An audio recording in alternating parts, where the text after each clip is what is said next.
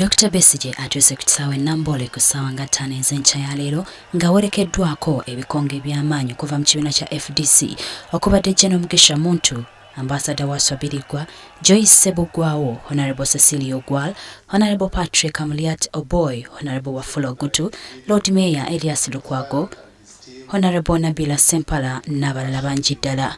Wano mu maaso g'akakiiko Dr. Besigye asembeddwa omubaka Amuliat Oboy era nga wano onalaze akakiiko nti ono alina byonna ebyetaagisa okuyingira mu lukano luno. Ku ssaawa 6 zennyini oluvannyuma lw'akakiiko okukebera empapula za Dr. Besigye, ssentebe waako Engineer Badru Kigundu alangiridde Dr. Besigye ng'ayiseemu okusobola okugwisanya obwenyi n'abalala mu kulonda kwa bonna okwa 2016. Being the returning officer for nomination of presidential candidates, declare Besigye Kizza Kifefe a duly nominated candidate for presidential elections 2016, having fulfilled the nomination requirements under the Presidential Elections Act 2005 as amended.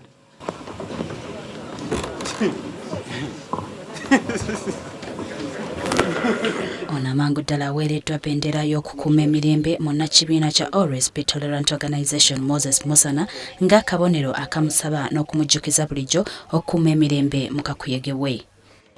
After he has received the battle flag, please lead him through the exit door, then he can talk to the press in the adjacent lounge.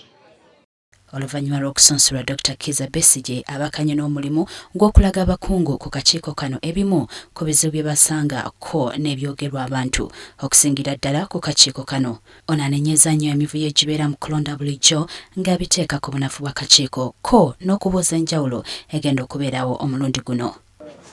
Njagala kitegeerekeke nti siina buzibu bwonna n'akamu eri abantu abakulu abatambuza emirimu gy'akakiiko.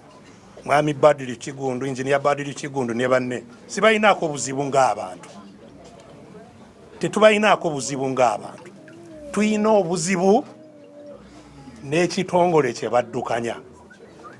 Kubanga si kitongole ekyetengeredde ekisobola okukola emirimu egy'okuddukanya okuvuganya mu ggwanga lino nga tuvuganyiza okutwala obuyinza mu ggwanga.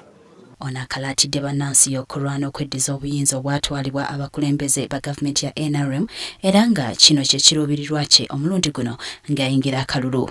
Ono era ategeezezza nti abantu okufuna kye baagala balina kuyita mu kujeemera amateeka mabi so si kugondera amateeka agavoola eddembe lyabwe. Bannansi baffe tebalina buyinza. N'olwekyo kampeyini eno gye tuyingiddemu, kampeyini yakola omulimu ogusooka ogw'okununula obuyinza bwaffe. Kulaba nti obuyinza buva mu batono ababwesibiddeko ne budda mu bwannannyini bwo Bannayuganda. Mulimu gwa kununula buyinza bwaffe gwe mulimu ogusooka gwe tukulembeza. Dr. Besigye asuubiza okukola ennyo okuzza eggwanga lino ku mulembe gwe lisaanidde okubaako. Wano era ayogedde ku bbula ly'emirimu erikudde ejjembe mu ggwanga, ekintu ky'agambye nti kirina okukwatibwa amavumbavumba okutaasa abavubuka. Okukyusa ebitongole n'enkola mu ggwanga ne ssemateeka okulaba nti byonna bikola abantu kye baagala. Ekyokusatu kwe kukulaakulanya eggwanga nga embeera gye tulimu ne tugivaamu.